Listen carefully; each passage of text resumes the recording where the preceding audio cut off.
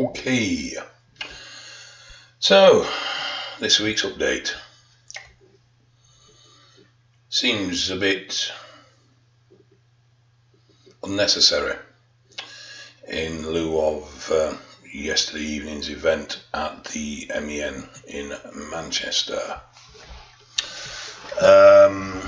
Sort of puts perspective, doesn't it? Saying that these atrocities happen all over the world every day, and we pay very little attention to them. Does bring it home when it happens on your own doorstep, though.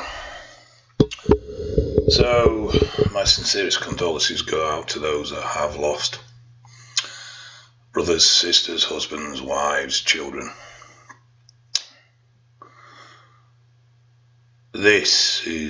I don't tend to get political or deal with current topics on this channel because it generally just causes a shitstorm.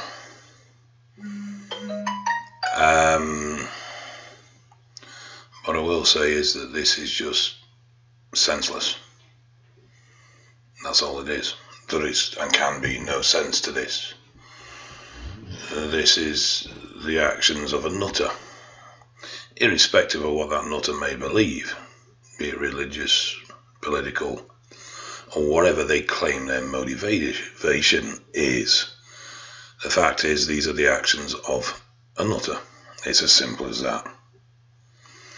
The RA bombed the Arndale Centre some time ago.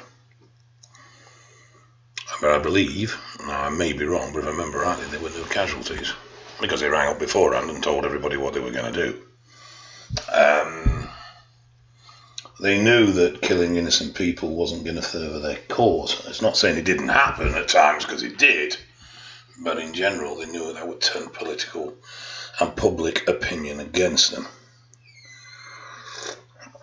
This is just, I suppose, in essence, an act of war.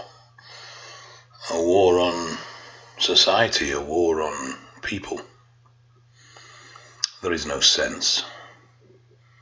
There is no meaning.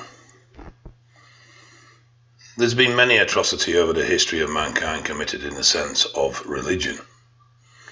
But no religion, no real religion, preaches hate, death.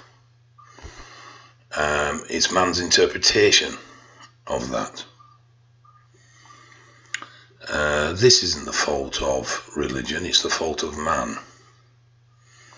Many atrocity has been committed in the name of God, or the name of a God, or the name of religion. I'm not religious myself, even though I was brought up in a predominantly Methodist household. We have seen many atrocities in the name of religion. The Crusades, hundreds of thousands of Muslims slaughtered in the name of Jesus Christ. And now we have this terrorism war. I'd rather not focused on the acts and the reasons and the why, but more focused on those that have lost. It was good to see people offering their homes, their vehicles, and anything they could to support those that had suffered in the attack. And a thought goes out to those in the emergency services as well. How do you deal with picking up the corpse of a child that's been shredded by a shrapnel bomb? A friend of mine briefly posted on Facebook today a picture of his daughter's phone. She was at the event. It was covered in blood, and apparently so was she and her mother. How do you deal with that? How do you process that? How do you live after that? For those that survived, some of them will carry the scars for the rest of their days.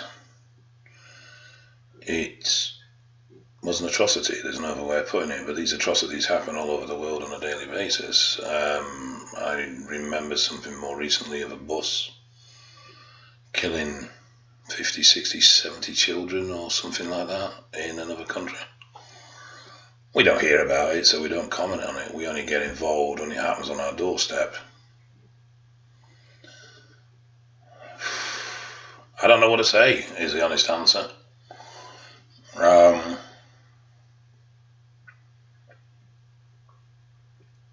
like I say, you know, these things, when they happen near us, they become also real. But there are people in countries, there are people in Gaza and Israel and Jerusalem, all over the world, suffering this shit on a daily basis at the hands of various fanatics from various religion backgrounds or movements or whatever it is.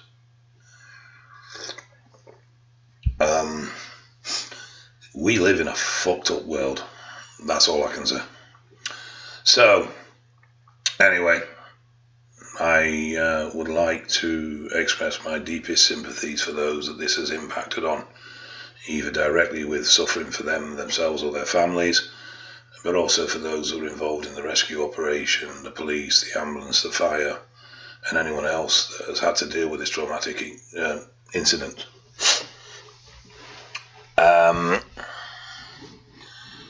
But then again, my thoughts go out to anyone that suffers such an incident anywhere in the world. Right, so I am going to update you, because it seems pointless not doing.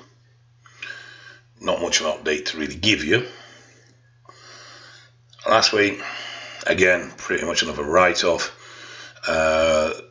However, this week, I am starting to feel a lot better.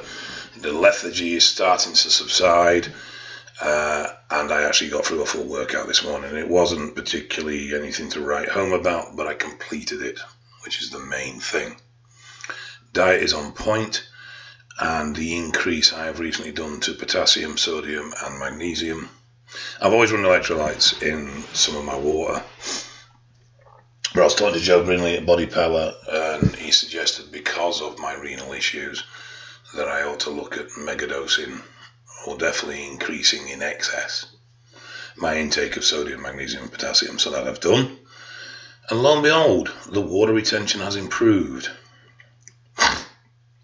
Excuse me, hay fever's playing up a little bit. Not gone, but it has markedly improved. My hydration still isn't the best, so I need to make a conscious effort of improving that. But otherwise,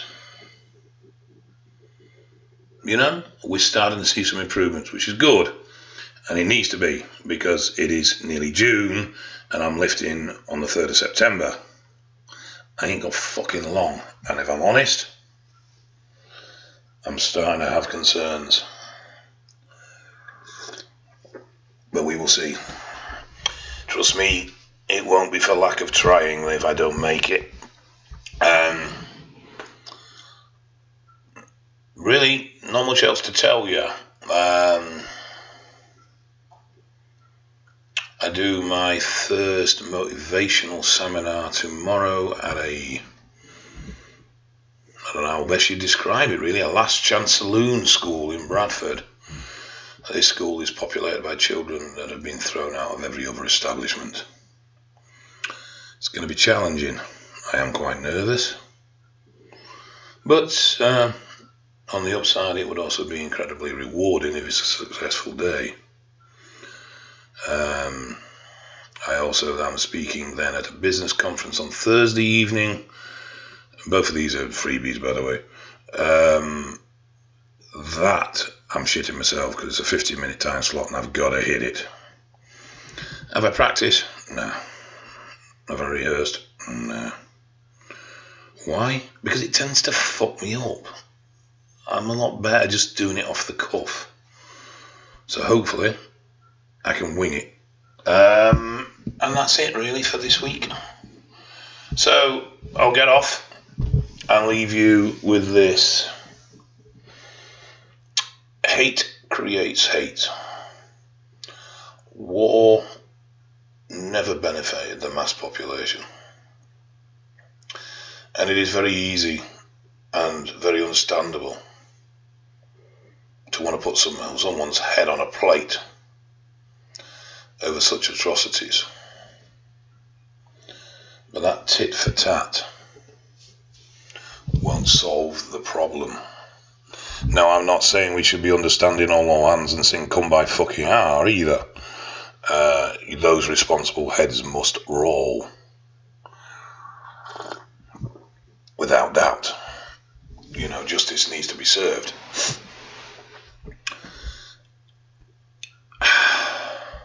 You know I don't know the answer. Those that have committed these atrocities or involved in these atrocities must face justice. That I have no doubt of. Where we go from there, I don't know. Yes, I agree, those that have radical views should be removed from this country.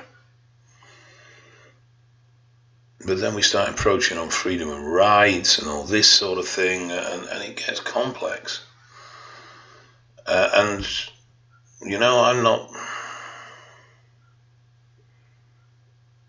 don't want to point the finger at a faith, because it isn't a faith. It's people's interpretation of that.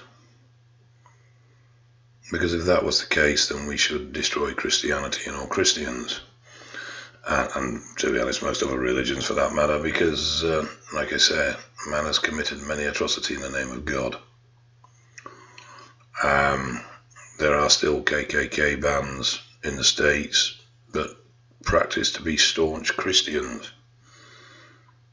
and commit massive racial abuse and racial atrocities in the name of God, a Christian God.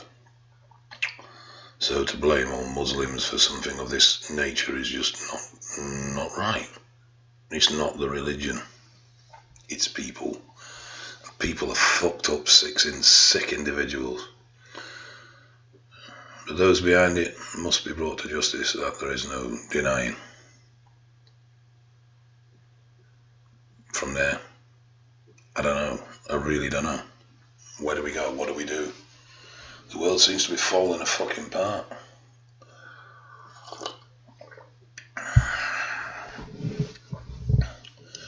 Anyway, take care, be safe, and maybe just let your loved ones know that you do love them.